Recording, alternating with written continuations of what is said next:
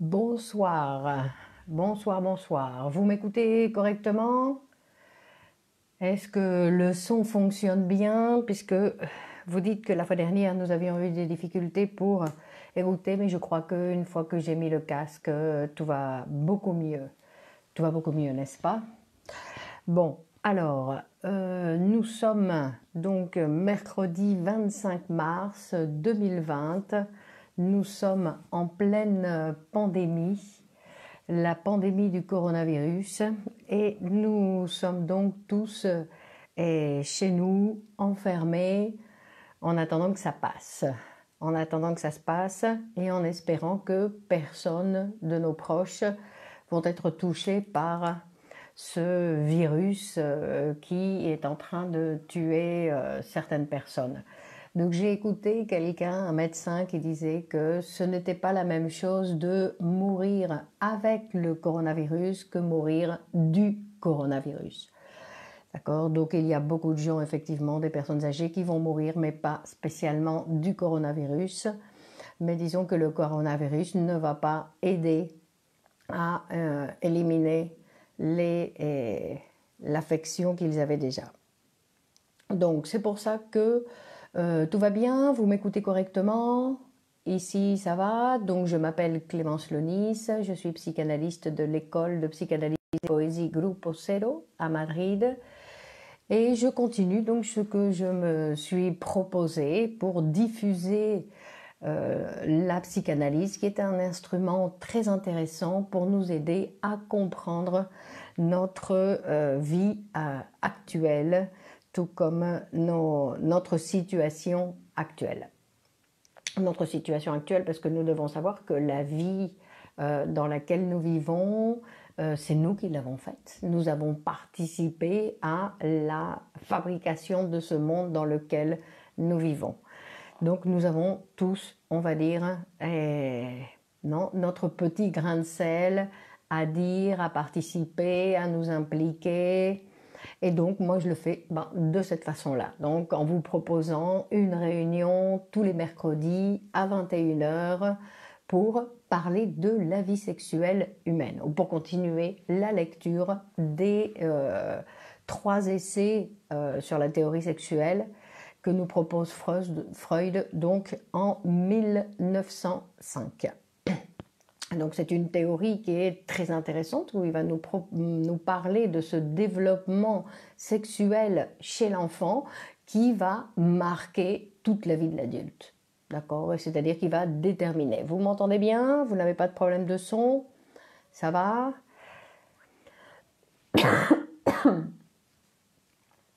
Donc non, c'est vrai, c'est... Pardon, j'ai pas encore pris, mais disons que comme je compte sur un système immunitaire solide, normalement, même si j'attrape le virus, ce ne sera qu'une petite grippe. Donc, mais bon, c'est vrai que nous ne pouvons le savoir qu'après, d'accord? Parce que je n'ai pas fait d'analyse de mon système immunitaire, donc nous ne le saurons qu'après. Et donc, nous allons continuer notre texte sur les 3 essais. Donc, on va terminer cette partie avant de commencer la métamorphose de la puberté. On va continuer où il va nous faire référence. Bonsoir Cyrielle. Donc, vous m'écoutez bien, non? Le son, il est bon, Cyrielle, on entend bien? Et donc, oui, c'est le virus le plus célèbre actuellement. Donc, nous devons réussir à prendre une certaine distance aux réalités, non, à la réalité, et surtout à ce que nous raconte la presse. Non, les médias en général sont là. Ok, merci. Donc, les médias en général sont là principalement pour nous faire peur. Donc, nous devons prendre une distance sur les informations que nous recevons. Nous verrons après, j'espère qu'après, nous serons plus capables de savoir exactement ce qui se passe actuellement, parce que pour l'instant, Olivier, bonsoir, pour l'instant, on nous donne beaucoup d'informations confuses, et donc nous ne savons pas exactement ce qui est en train de se passer. Certains disent que ce n'est pas nécessaire de nous enfermer comme ça pour lutter contre un virus. D'autres disent qu'au contraire, nous devrions être beaucoup plus enfermés que nous le sommes. Donc j'imagine que nous serons dans l'avenir, nous devons vivre un petit peu, supporter cette incertitude que nous propose Bonsoir Doriane, que nous fait vivre la réalité. Alors il y a une chose qui est intéressante, c'est que nous pouvons voir que nous sommes dans une réalité où nous avons tous un point commun.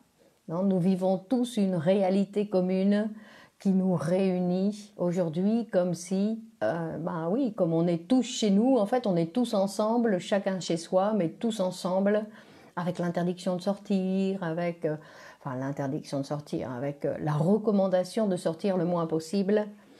Bon, nous allons continuer donc notre cours sur les sources de la sexualité infantile. Donc il va nous rappeler que nous avions vu qu'il y a des sources de la sexualité infantile, c'est-à-dire que cette sexualité infantile vient de quelque part. Elle ne vient pas comme ça, ne tombe pas du ciel au moment de la métamorphose de la puberté, sinon que c'est un processus, elle a des sources et c'est un processus qui va se développer pour déboucher effectivement sur la métamorphose de la puberté. Et il va donc refaire référence à ces trois sources de la sexualité infantile. Il nous a donc dit qu'il y avait ces sources qui faisaient référence, bonsoir Hamid, qui faisaient référence au processus organique. Qu'on avait vu qu'il y avait la pulsion orale qui venait de l'alimentation, bonsoir Abd, Aloubab, Abloua, pardon pour la prononciation. Et donc, nous avions la pulsion orale qui venait d'un processus physiologique. Nous avions la pulsion anale qui vient aussi d'un processus biologique. D'accord ? Ce sont tous des éléments que l'enfant, en fait, doit apprendre. Il doit passer par cette appréhension des choses, premièrement par la bouche, ensuite un autre stade, le stade anal, où il va prendre conscience donc de cette possibilité qu'il a de retenir ou de laisser passer. Donc ça arrive à un certain âge, quand on lui demande d'aller sur le pot pour faire caca. Et donc, il a une partie, donc ce petit enfant qui ne sait pas encore trop comment fonctionne son corps, qui pense que c'est une partie de lui qu'il va perdre, d'accord, et qui donc va marquer.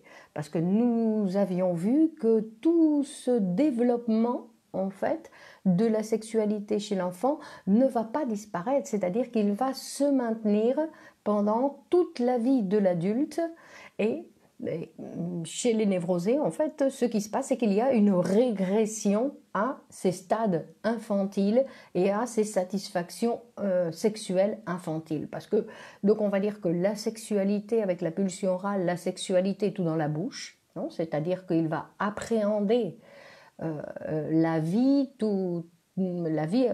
premièrement par le sein, ensuite par l'alimentation, ensuite il va sucer son pouce, donc tout ça c'est des manières d'appréhender et de réveiller, parce qu'on va dire qu'on appelle sexualité toutes les satisfactions que cela lui procure. D'accord ? C'est-à-dire que ce sont des grandes satisfactions et que donc l'adulte, parfois les névrosés, on va dire plus régulièrement, ce qu'ils font, c'est qu'ils régressent à ces époques de satisfaction infantile. Ensuite, il nous dit donc qu'il y a ces processus organiques qui sont à la source de cette sexualité infantile. Ensuite, il va aussi faire référence aux zones érogènes, en fait, aux stimulations de notre propre corps, parce qu'il dit qu'en fait, l'enfant, tout son corps est érogène, c'est-à-dire qu'il a une grande sensibilité sur tout son corps et qu'il y a des parties du corps, comme il avait dit, par exemple, quand on frappe les enfants sur le derrière, ça va érogénéiser, en fait, cette partie, quand on insiste, parce que une petite phrase de temps en temps, ça ne va pas obligatoirement laisser de marque. Encore que nous ne savons jamais ce qui va marquer l'enfant et ce qui ne va pas le marquer. Ce qu'il va utiliser pour une régression ou ce qu'il ne va pas utiliser pour la régression. C'est-à-dire qu'il n'y a pas de méthode éducative qui vont permettre à l'enfant de ne pas devenir névrosé. puisque la névrose, en fait, c'est une position face au complexe d'Oedipe. Donc face à cette position, à cette façon d'accepter la loi humaine qui est la loi de l'inceste, face à cette, non, cette interdiction, l'interdiction de l'inceste, selon la position de l'enfant, il va y avoir une régression ou il ne va pas y avoir de régression. Donc c'est pour ça qu'on ne peut jamais prévoir.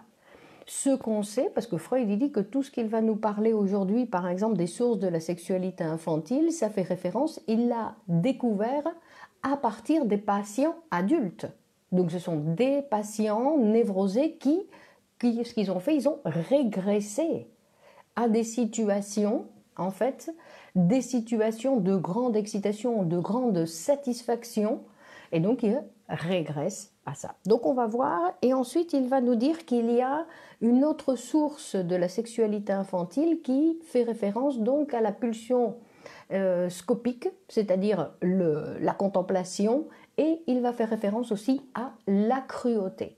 D'accord, donc ça c'est très important, puisque ce sont aussi des choses qu'on va retrouver, donc qui vont être donc l'exhibition et le voyeurisme, et d'un autre côté la cruauté avec le sadisme qui va faire partie de ces possibilités, disons, de l'être humain pour une satisfaction de sa pulsion sexuelle. Et d'abord, il va nous dire que la peau, en général, donc, c'est l'épidermis, c'est quelque chose qui est très sensible et qui a une grande réaction à la température, à la chaleur. Il dit c'est pour ça que pendant longtemps, ou encore aujourd'hui, ça existe, non, les spas, c'est-à-dire des endroits où la peau va recevoir des doses de température ou du froid ou du chaud et qu'ils vont réagir à ces excitations de la peau, non, où on obtient une certaine satisfaction. Ensuite, il va nous dire, il va faire référence donc aux excitations mécaniques. Alors, les excitations mécaniques, c'est quelque chose de très intéressant parce qu'il va nous dire que... alors, attendez, je vais regarder. Ici. Ok. Les excitations mécaniques, en fait, il va dire que l'enfant, donc, il a commencé à avoir... Il a été bercé, non, régulièrement pour tranquilliser l'enfant. Qu'est-ce qu'on fait? On le berce d'un côté de l'autre, dans le berceau, dans la poussette, on le berce pour le tranquilliser. Et en fait, c'est une sensation qui va continuer à donner une satisfaction au sujet, peut-être pendant toute sa vie. Il dit même qu'il y a, donc il parle de il dit que chez les jeunes, très souvent, ils ont envie de devenir chauffeurs de camion, ils adorent prendre le train, la voiture, parce que ça répète en fait cette situation qui lui a donné un jour une satisfaction, la satisfaction d'être bercé. D'ailleurs, très souvent, ça nous arrive de monter dans la voiture et de poum, s'endormir rapidement parce que nous sommes comme bercés. Et il dit donc que chez l'enfant, ça provoque très souvent un effet fascinant, ça fascine l'enfant et qu'il peut s'imaginer dédier toute sa vie pour vivre dans ce bercement, on va dire, en travaillant pour les transports. Mais de la même façon, il dit que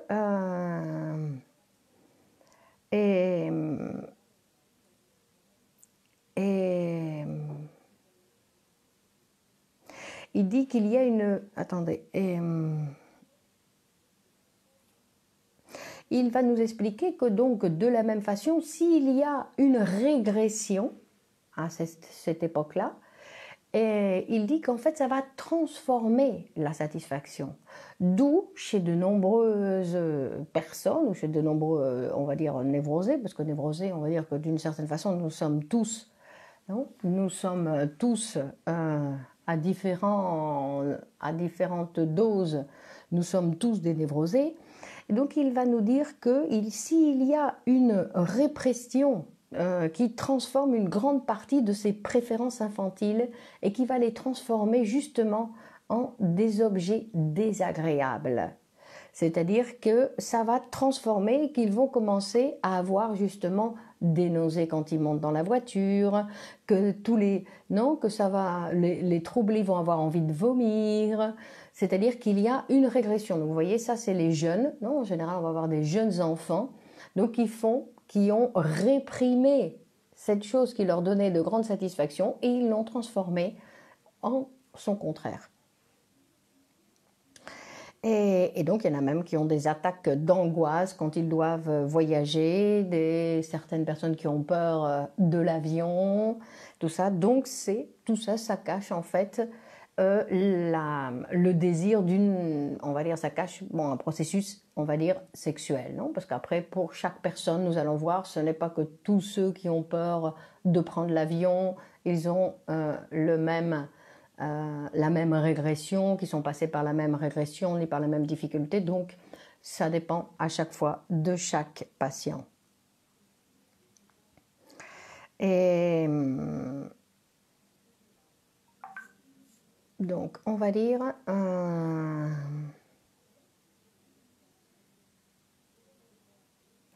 Donc il dit voilà, c'est ça, qu'en fait ça, parce que ce qui se passe, c'est que ça fait, toutes ces sensations, ça fait augmenter la tension, d'accord? La tension de l'appareil, donc, va augmenter avec l'excitation que produit et que face à cette augmentation de tension, non, je dois décharger, on va dire, la tension avec une satisfaction où je vais régresser et je vais décharger de l'autre façon, c'est-à-dire avec un malaise. Ensuite, il va nous parler de l'activité musculaire. Ça aussi, c'est très intéressant parce qu'il dit que l'activité musculaire chez les enfants, ça procure quelque chose, un plaisir extraordinaire, d'accord? De courir, de se bagarrer. Et en fait, il va dire que chez de nombreux adultes, de nombreux adultes se rappellent qu'ils ont eu leurs premières érections en relation avec une bagarre avec un camarade. Non? Et que c'est-à-dire que ça produit l'activité musculaire. Et ça fait référence donc à une excitation sexuelle. Il y a beaucoup de gens qui vont dire mais non, c'est pas vrai, qu'est-ce que vous dites encore, vous voyez le sexe partout. Mais il dit qu'en fait non, parce que non seulement avec le compagnon, il y a ce contact, non, il y a cette force musculaire et en plus il y a le contact de l'autre et donc il y a très facilement une excitation sexuelle qui apparaît. Et il va dire qu'il y a cette tendance à la lutte, d'accord? C'est-à-dire qu'il y a cette tendance à la lutte musculaire et qui vont donc, cette tendance à la lutte, donc ces jeunes enfants qui sont des bagarreurs, qui vont se bagarrer dès qu'ils en ont l'occasion, il dit à l'âge adulte, ils peuvent devenir, ou plutôt quand à l'âge adulte on voit que c'est des gens qui ont l'habitude de lutter par la parole, non? C'est-à-dire des gens qui ici sont toujours, qui vont faire des grands discours pour s'opposer à d'autres discours. Il dit que cette lutte musculaire va se transformer en une lutte orale, d'accord? Donc là, vous voyez comment ça se transforme et comment ça se transforme, ça se déplace. Donc on avait parlé du déplacement, c'est-à-dire qu'il y a toujours... C'est pour ça que dans ces grandes disputes, par exemple, aussi on va dire dans les couples, on voit qu'il y a une satisfaction sexuelle, non, sous cette dispute, non? Et donc on voit aussi à partir de là, on voit qu'il y a déjà un choix un choix d'objet. D'accord? C'est-à-dire un choix d'objet, donc il choisit, disons que c'est avec une certaine personne. Non, ce n'est pas avec tout le monde, ça va être avec une certaine personne. Parce que, par exemple, quand on parle de bercement, de l'autre source dont il parlait auparavant, non, faisant référence au transport, à la voiture, on aime bien parce qu'on est bercé, il dit que tout ça, en fait, c'est de l'auto-érotisme. Tandis que la lutte avec un adversaire, ça, il y a déjà quelqu'un. Je ne fais pas ça, je ne vais pas aller lutter avec n'importe qui.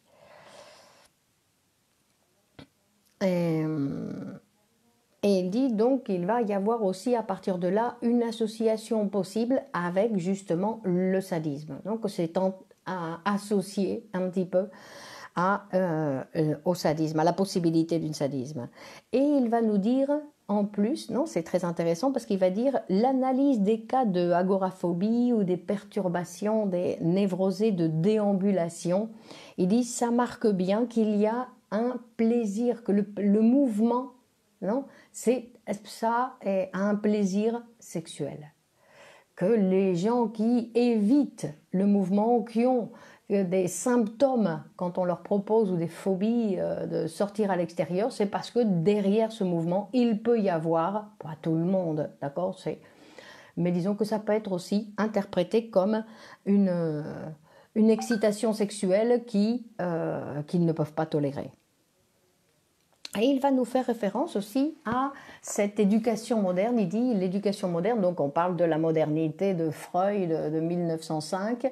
Il envoyait déjà, ou on voyait que, en fait, ils envoyaient déjà les enfants faire du sport pour dévier justement l'activité sexuelle, pour la dévier, non, ou plutôt, il dit, ou plutôt pour remplacer le plaisir sexuel par le plaisir du mouvement.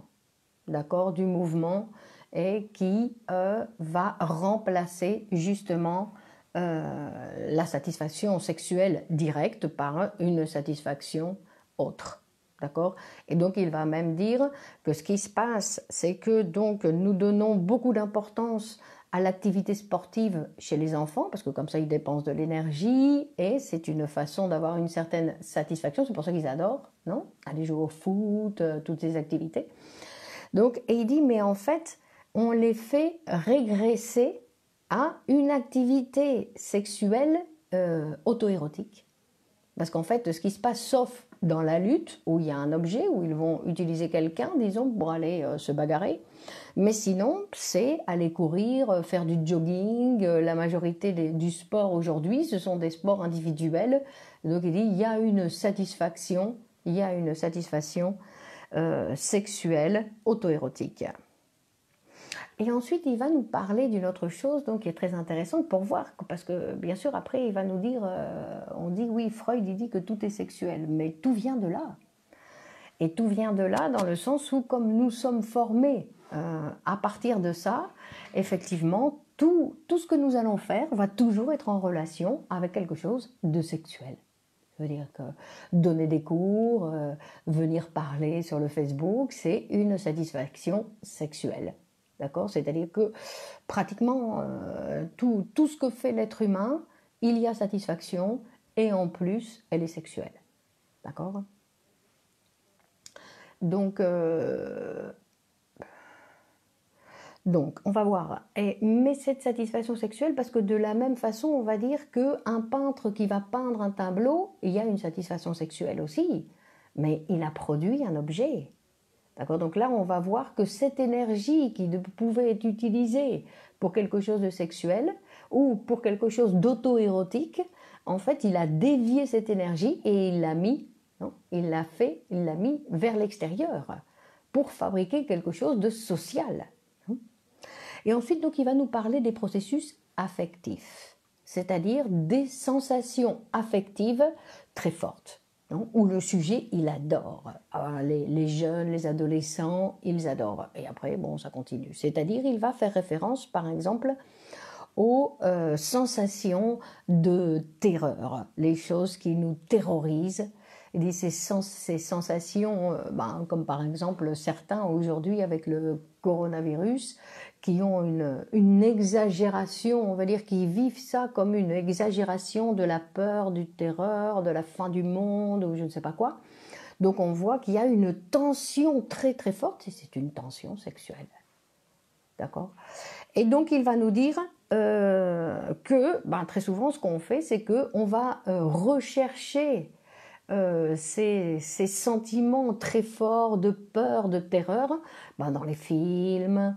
Non, vous voyez, je me rappelle avoir vu des jeunes filles qui allaient au cinéma voir un film qui faisait peur et donc elles se donnaient la main toute pour crier.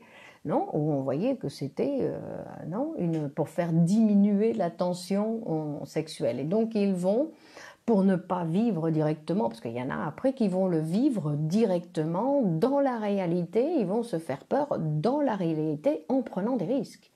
Alors que bon, aller au cinéma, c'est une manière de résoudre, non, d'avoir cette satisfaction d'exagération du sentiment, ou avec les livres, il dit, ou avec le théâtre, où on a une augmentation de ces sentiments, non? Donc il dit pour faire la peur, non? La peur, le suspense, la terreur, tout ça, ce sont des choses que l'être humain trouve une satisfaction par rapport à tout ça. Et ensuite, bien sûr, il va nous parler du travail, intellectuel. D'accord? Ça, c'est très intéressant aussi parce qu'il dit que l'attention, être concentré sur quelque chose, c'est en relation directe avec une excitation sexuelle. D'où la difficulté de beaucoup d'avoir des difficultés de concentration. De toujours se laisser « Ah, j'ai oublié ce que je disais, je me suis perdue dans ce que je disais, j'ai des difficultés pour lire, j'ai des difficultés pour me concentrer. » D'accord? Donc tout ça, ce sont des difficultés où on va voir qu'avec l'attention sexuelle. L'attention sexuelle. D'accord, les problèmes. Et il dit que le travail intellectuel, c'est quelque chose, bon, je crois que ça, il le dit aussi dans un autre texte, que c'est une des plus grandes satisfactions, non, qui sont offertes, disons, à l'être humain, c'est la satisfaction du travail intellectuel. C'est-à-dire de continuer à apprendre, de continuer à apprendre, à découvrir, au savoir, l'ouverture du savoir. Il dit que ça, c'est ce qui va donner une des plus grandes satisfactions pour l'être humain. En plus des relations, on va dire des relations sexuelles, évidemment, puisqu'il dit que ça c'est le summum. Ensuite, il va dire qu'il va faire référence justement au surmenage, non? Et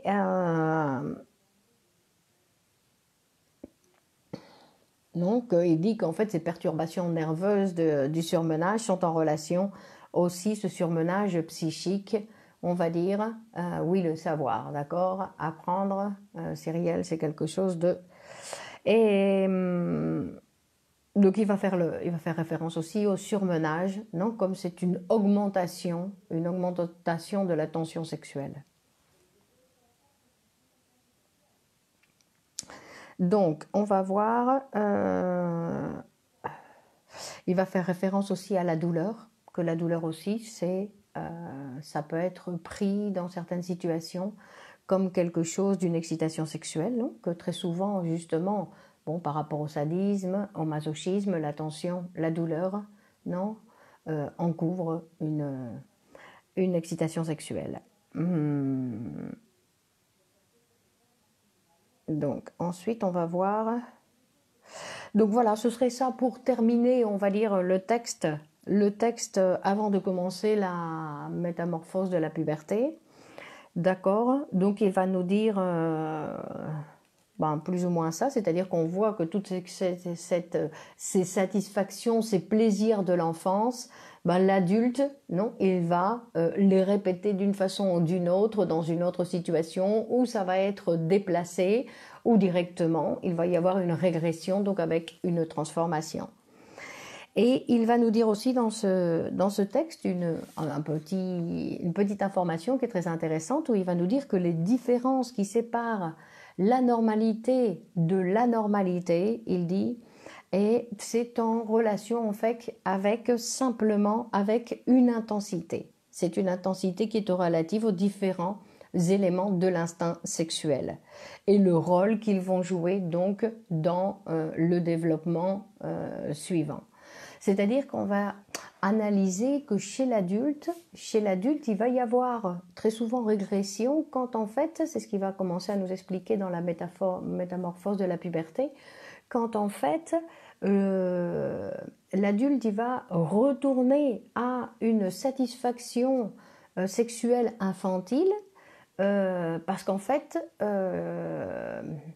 et c'est beaucoup plus satisfaisant que, bon, il va nous l'expliquer, attendez, je vais regarder parce que, et il va nous l'expliquer dans le sens où il va dire que la tension sexuelle, c'est une augmentation, non, de tension. Et en fait, ce qu'il dit, c'est que dans l'appareil psychique, quand il y a une augmentation de la tension, donc c'est toujours une tension sexuelle, quand il y a une augmentation de la tension, il faut la décharger. Il faut qu'elle soit déchargée. Et que, en général, cette tension, elle va produire en français, on va dire un déplaisir, on va dire. D'accord? C'est-à-dire que l'appareil, ce qu'il cherche, c'est toujours à être avec la tension le minimum possible qui fait référence au plaisir. Donc l'inaction, on va dire, bon, il y a l'inaction au niveau physique, mais après, une inaction au niveau psychique, là, l'être humain, il ne peut plus diriger. D'accord? Là, il n'est plus maître de lui, il peut être maître de lui au niveau de ses mouvements corporels, en général, et même pas toujours, mais au niveau psychique, il peut pas intervenir. Mais par exemple, il y a des gens qui vont dire « Oh non, ne me parlez pas de la vie sexuelle humaine, moi je veux pas de problème, tout ça, je ne veux pas me poser trop de questions. » Non, par exemple. Donc on voit que ce sont des gens, on va dire, bon, attendez, je résume, mais ça peut être, disons plutôt, ça peut être des gens qui cherchent à maintenir le niveau de l'attention, non, le niveau de l'attention le plus bas possible, pour ne pas faire face à des choses qui viendraient provoquer une augmentation de la tension qui est toujours, dit Freud, toujours, qui provoque toujours le déplaisir, d'accord, qui va venir interrompre. Et donc il va nous expliquer qu'avec la tension sexuelle, ce qui va se passer, c'est que quand la tension augmente, en fait, la tension sexuelle augmente ou pour l'objet qu'il y a, ou pour le contact corporel, ou pour différentes situations qui vont provoquer donc chez le sujet une augmentation, ça peut venir aussi du sujet lui-même, une augmentation de la tension sexuelle. En fait, il va nous expliquer que cette tension, elle va déjà commencer, non, disons que dans l'acte sexuel, avec les premiers attouchements, les premiers baisers, etc., il va déjà commencer à avoir une satisfaction. Mais pour pouvoir aller jusqu'au bout de l'acte sexuel, jusqu'à la satisfaction sexuelle, il faut justement que la tension continue. Donc même s'il y a une satisfaction, il faut que la tension continue pour qu'elle produise un déplaisir qui pousse obligatoirement à l'action pour obtenir la satisfaction. D'accord? Donc lui, il va dire qu'il y a ce jeu de tension, de plaisir-déplaisir. Alors quand on dit déplaisir, c'est pas obligatoirement ce que le sujet va sentir. C'est une augmentation, il a besoin, non, comme une grande excitation, on a besoin de décharger. D'accord? Donc je veux dire, et il va dire que pas très souvent, sinon il peut arriver que en fait la satisfaction dans la première partie, on va dire, de la relation sexuelle avec les attouchements, les baisers, en fait la sensation ou la satisfaction est tellement grande qu'il n'y a plus de tension, de déplaisir. Et donc le sujet ne va pas jusqu'au bout c'est ce qu'il nous avait expliqué quand on faisait référence aux perversions, non, quand il faisait référence aux perversions, où en fait il y a des névrosés en fait qui se satisfont simplement avec le voyeurisme. Donc ils n'ont pas besoin mais il dit que ça c'est en relation avec que dans l'enfance il y a eu une grande satisfaction, non, avec la contemplation, et donc ils n'ont plus une tension psychique pour pouvoir passer à l'action et aller au-delà. D'accord? Et c'est ce qui arrive donc à beaucoup de gens, à beaucoup de gens qui ont eu de grandes satisfactions dans l'enfance. Alors ça, on ne le sait que chez l'adulte. En plus, rappelez-vous, toute cette première enfance, en fait, elle a été oubliée. Donc il y a eu cette période de latence où elle a été oubliée, donc il n'y a pas, on ne s'en rappelle plus. Mais on peut le voir chez l'adulte, parce que l'adulte, il retourne à ces moments de satisfaction.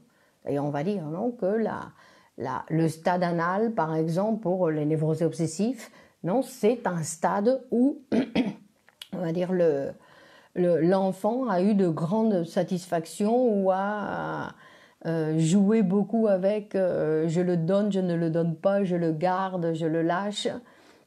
Et donc tout ça, et ben, l'adulte, il est revenu là. Mais on ne le sait, donc je répète, et ça c'est très important, on ne le sait que quand l'adulte y revient. Donc on ne peut pas le savoir d'avance. On ne peut pas savoir d'avance ce qui va marquer l'enfant. Après, on peut voir, par exemple, où il y a des enfants, d'une certaine façon, parce que la prochaine fois, on va faire référence aussi un petit peu au complexe d'Oedipe. Bon, alors, je ne sais pas par où, parce qu'il dit donc dans la métamorphose. Bon, alors, vous pouvez poser des questions, ou intervenir, faire des commentaires, dire quelque chose, pour voir si on continue avec la métamorphose de la puberté, là, aujourd'hui, ou on le remet à plus tard. Non, pour commencer maintenant et puis continuer la fois prochaine, ou voir comment on fait.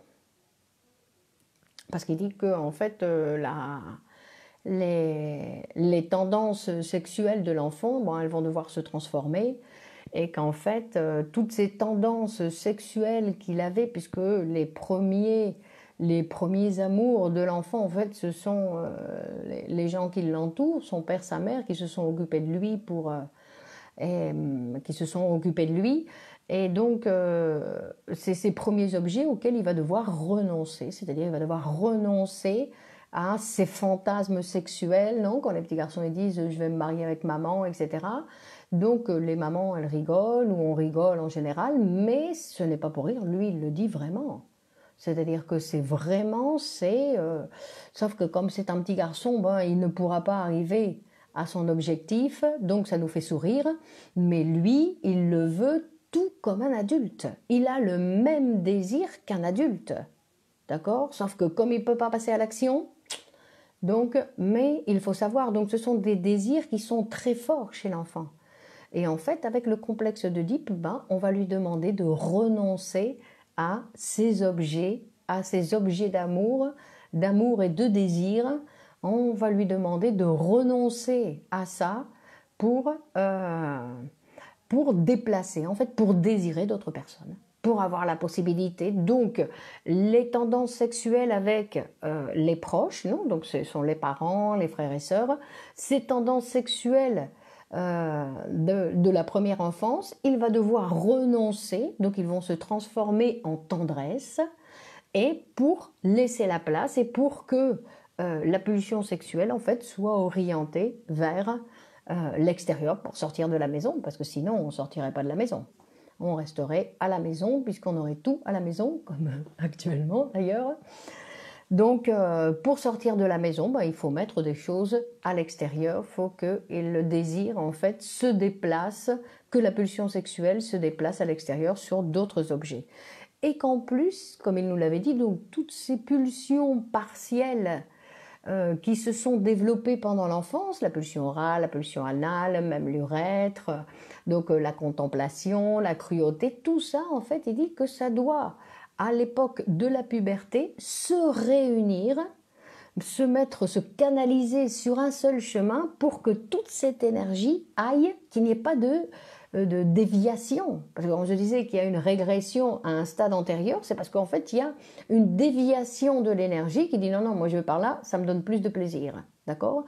C'est pour ça que, on va dire que l'importance, on va dire, j'étais en train de penser aussi que l'importance des relations sexuelles, dans le sens où quand l'enfant découvre à un certain âge la satisfaction d'un orgasme, ben après il ne va pas avoir besoin d'aller chercher, il va accepter qu'il y a tout ce travail à faire pour obtenir l'orgasme, disons, qu'il ne va pas dévier. D'accord? Parce que ce qui se passe, en fait, c'est que, bien sûr, les enfants, ils n'ont pas de relations sexuelles jusqu'à 22 ans, par exemple, mais ils font beaucoup de sport. Alors, bien sûr, comment ils vont réussir après à avoir, non, à passer, à déplacer cette satisfaction qu'ils ont eue en faisant du sport pour le passer, non, à l'activité sexuelle. Donc, on va dire que c'est de là d'où très important le développement de cette sexualité lors de la puberté pour qu'il y ait la possibilité, parce que sinon, ce qu'on fait, c'est dévier l'énergie à d'autres types de satisfaction déjà connue, qu'on connaît déjà. D'accord? C'est pour ça qu'on dit, par exemple, qu'il y a des gens qui connaissent les effets de la drogue avant le sexe. Donc, obligatoirement, ils ont plus de satisfaction. Enfin, obligatoirement. Ils ont des satisfactions avec... ils ont des satisfactions avec la drogue qu'ils ne trouvent pas dans le sexe, par exemple. Non, puisque la tension, en fait, qu'ils vivent avec la drogue, non, vient atténuer complètement tout ce que pourrait leur proposer la sexualité. Bon alors, allez-y, faites des questions.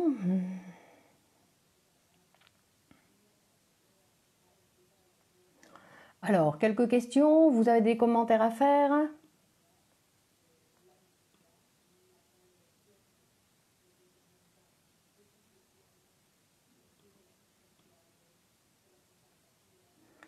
Quelques commentaires, Cyrielle? Participez, participez!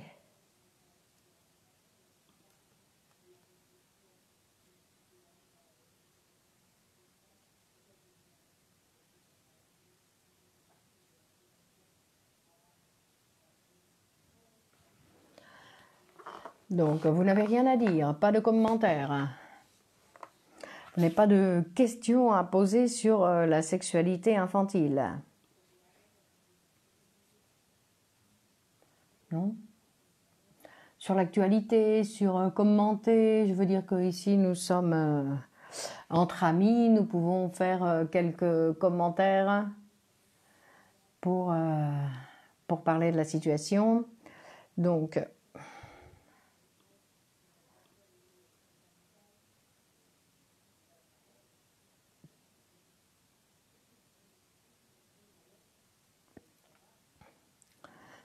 c'est tout. Parce que oui, j'ai terminé un petit peu avant, mais je pense que c'est préférable de commencer la métamorphose de la puberté la fois prochaine. D'accord? Donc il va nous dire aussi, Freud, une chose qui est très importante, c'est qu'il va nous dire que l'espèce, l'animal qui vit en nous, donc cet animal qui est en fait, comme on peut voir, qui a été troublé dans son développement et qui n'est donc plus vraiment un animal, puisqu'en fait, il est passé par là. La psychose qui n'est pas la réalité. La psychose, Doriane, vous vous intéressez à la psychose. D'accord? La psychose, donc, c'est celle qui... Non, parce qu'on dit que le névrosé, il connaît la réalité, mais il ne veut pas faire le travail de la transformer. Alors que le psychotique, il forclue, non? C'est-à-dire qu'il ne veut rien savoir de la réalité, il ne veut pas connaître quelle est la réalité, et lui, il va fabriquer une nouvelle réalité qui soit plus à son goût. Donc c'est pour ça qu'on dit qu'on devrait être un petit peu névrosé et psychotique, dans le sens où on devrait faire comme le névrosé, connaître la réalité, savoir dans quelle réalité on vit avec nous-mêmes, d'accord, pour faire comme le psychotique, pour pouvoir le transformer. Puisqu'en fait, ce dont il s'agit, c'est d'avoir la capacité de transformation. Non, par exemple, dans la société dans laquelle nous vivons, ou dans l'actualité, non, ce que on est en train de nous faire vivre, là, en nous enfermant chez nous, c'est une situation où on doit avoir la capacité de s'adapter, de supporter l'incertitude. C'est ce qu'il se passe en ce moment. Moi, je ne crois pas que c'est une psychosis ce qui se passe en ce moment. Non, c'est une confusion, c'est une grande confusion, parce que qu'est-ce qui se passe en ce moment? On ne peut pas savoir. En plus de quoi on parle là? Parce qu'en fait, on va tous, d'une certaine façon, selon la manière dont on va en parler, ça va faire référence un petit peu à notre manière de penser, à notre manière de voir les choses.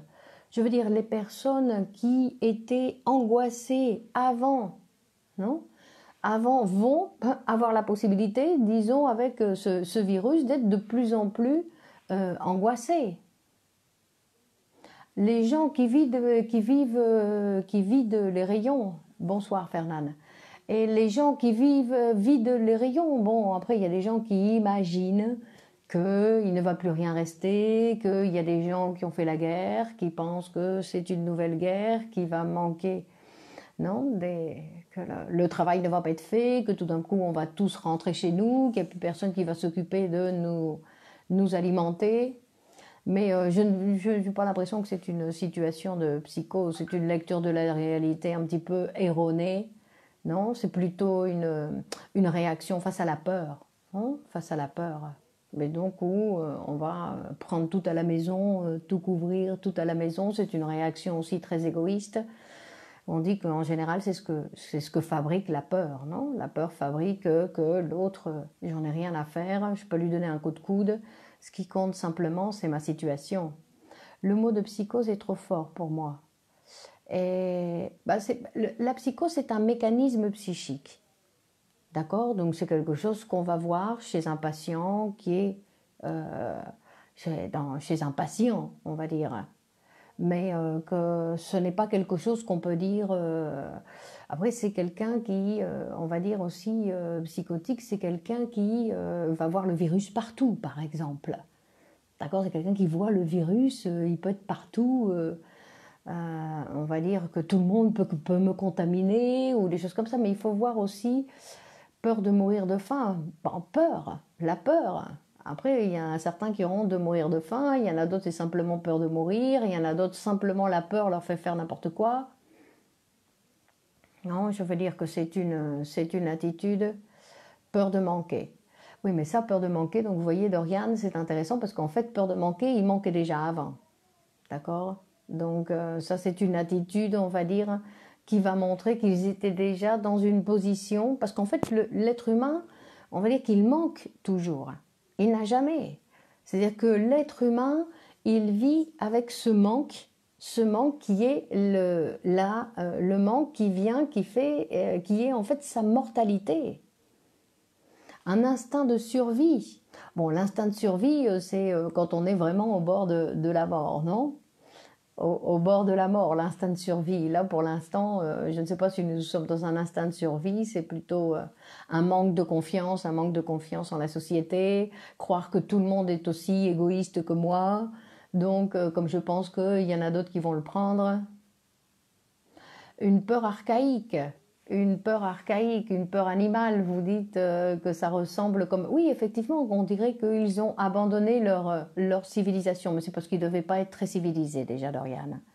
D'accord? Parce que quelqu'un qui est passé par des étapes de civilisation, je veux dire qu'il ne se laisse pas prendre comme ça aussi facilement par les médias. D'accord? Donc c'est que quelque part, on doit savoir que l'être humain, il est passé par, non, l'être humain primitif jusqu'à l'homme d'aujourd'hui, en fait, il est passé par différents stades de manière de penser et que il y a des gens qui ne sont pas arrivés, je veux dire, parce que si on pense qu'il y a le stade de pensée qui était la magie, d'accord, c'était tout était fait, il y avait plusieurs dieux, il y avait encore non que les dieux c'était déjà la religion. Donc c'était déjà le stade supérieur. Il y a le premier stade où tout est magique. On pense le monde comme quelque chose de magique. Et vous voyez que nous aujourd'hui, ça c'était une façon de penser des hommes primitifs. Et aujourd'hui, nous avons encore ça. Combien de gens autour de vous vous disent « je touche du bois, je croise les doigts ». Pensée magique. Et pourtant, nous sommes passés par la pensée religieuse, qui est déjà un peu plus élaborée, et après nous sommes arrivés à la pensée scientifique. La science qui vient nous montrer que nous avons besoin des instruments scientifiques pour pouvoir nous rendre compte dans quel monde nous vivons. Et en plus, maintenant, aujourd'hui, nous avons la pensée psychanalytique, qui vient nous dire que nous ne savons rien de ce que nous vivons. Que nous vivons dans l'illusion que ce que nous vivons, c'est une réalité, mais que c'est une illusion. Donc ce sont différents et qu'il est nécessaire l'interprétation pour pouvoir fabriquer un inconscient, pour pouvoir produire un inconscient. Je veux dire qu'il y a différents niveaux de pensée et que ces différents niveaux de pensée, en fait, il va falloir les conquérir, non? On dit en français les conquérir, c'est-à-dire faire le travail de pouvoir hériter de toutes ces pensées, parce qu'elles existent, elles sont dans les livres, mais moi je dois faire le travail pour réussir à gagner tout. Exactement, Olivier, nous allons sur la Lune, mais nous n'allons pas au fond de nous. Exactement. c'est le problème. Mais c'est une façon, vous voyez, ça aussi c'est un déplacement. C'est-à-dire, au lieu de m'occuper de moi, je vais aller m'occuper du voisin. Non, c'est ce qu'on continue à faire. Donc au lieu de savoir ce qui m'arrive moi, je vais dire, regardez les autres, ce qu'ils font, etc. Donc je dévie. Et c'est ça. Mais ça aussi, donc, parce que c'est pas facile de faire face à soi-même. C'est quelque chose qui n'est pas facile. Je veux dire que, bon, ce n'est pas facile, il faut un certain courage, parce qu'en fait, on doit renoncer, non, renoncer à qui on était hier. Parce qu'à chaque fois qu'on a une nouvelle idée, qu'on découvre quelque chose de nouveau, ben, tout est différent, tout peut être différent dans notre vie. Si nous savons que tout est déplacement. Que tout est déplacement. Donc, par exemple, on va dire que... comment on va dire que tout est déplacement. C'est-à-dire, en parlant de s'occuper de soi-même, non, de faire face à notre ignorance, de faire face à... Effectivement, Olivier, je suis tout à fait d'accord avec vous. Effectivement, c'est la plus belle des aventures. Non, on dit c'est le véritable voyage. De découvrir qui nous sommes en tant qu'être humain. Non, quand on parle de la condition humaine, c'est pas celle de Malraux. La condition humaine, c'est que nous sommes mortels. Et que en tant que mortels, il va toujours, quand je parlais tout à l'heure de manque, il va toujours nous manquer quelque chose. C'est l'immortalité, c'est ça qui nous manque. D'accord? Donc il va toujours nous manquer quelque chose et que nous devons vivre comme des êtres. Et c'est d'ailleurs ce manque qui pousse au désir. C'est-à-dire que nous commençons à désirer parce que grâce à ce manque. Parce que si nous n'avions pas ce manque, il n'existerait pas le désir. D'accord? Donc c'est ce qui nous fait vivre. Donc, et le véritable voyage, comme on dit, le véritable voyage qui est le voyage de l'analyse psychanalytique, de pouvoir découvrir comment réellement est l'être humain. Parce qu'en fait, il faut passer par cette expérience. Parce que la théorie, elle nous le dit, mais tant que nous ne sommes pas passés, de quelle théorie on parle? Il faut passer par là. Il faut vivre cette aventure, effectivement, qui est la plus intéressante, au lieu de prendre des risques, de faire des longs voyages, etc. C'est un voyage qui est passionnant. Parce qu'en plus, quand on apprend à se connaître, on apprend aussi à connaître les autres. Parce qu'en fait, nous, on a un cas particulier. Oui, on a un imaginaire qui est particulier, que chaque personne est particulière. Mais en fait, on fonctionne comme tout le monde. Donc, je veux dire que tous les gens fonctionnent de la même manière. Donc, quand on apprend à se connaître, on apprend à être, non, à voir quel être humain on a en face de nous. Que l'autre, c'est un être humain. Non, c'est un être humain qui est pratiquement comme nous, bon, avec des différences, mais qui est pratiquement comme nous. Donc, on diminue énormément, justement, cet égoïsme. Et je pense qu'en plus, c'est un instrument qui permet de nous civiliser. De nous civiliser et d'accepter le monde dans lequel nous vivons. Que l'être humain, ben, il n'est pas tout gentil, comme on peut savoir, et qu'il y a des êtres humains qui en veulent toujours plus, qui en veulent toujours plus, qui en veulent toujours plus, et qui sont capables de nous enfermer tous chez nous pour voler tout ce que nous avons fabriqué pendant tellement de temps. Non, quand on pense à toutes ces entreprises qui vont devoir... présenter faillite, qui doivent devoir renoncer, tous ces gens qui sont en train de perdre des postes de travail, etc. C'était tout quelque chose qui était conquis par l'humanité. C'était tout ce que nous avions fait. Et là, on est en train de faire un retour en arrière. On va perdre énormément de choses. Enfin, apparemment. J'en sais rien. Après, il y a des gens qui vont gagner, comme toujours. Ou que même dans la perte, on va gagner quelque chose. D'accord? Mais disons que l'être humain, il a ses bons côtés où il est capable de produire des œuvres d'art qui vont enrichir la culture de l'humanité pendant des siècles. Et il y en a d'autres, ils cherchent autre chose. Vous voyez, c'est là où on voit que la satisfaction sexuelle, elle s'est déviée. Et c'est-à-dire qu'ils ont plus de satisfaction avec leur sadisme qu'à avoir une bonne relation sexuelle.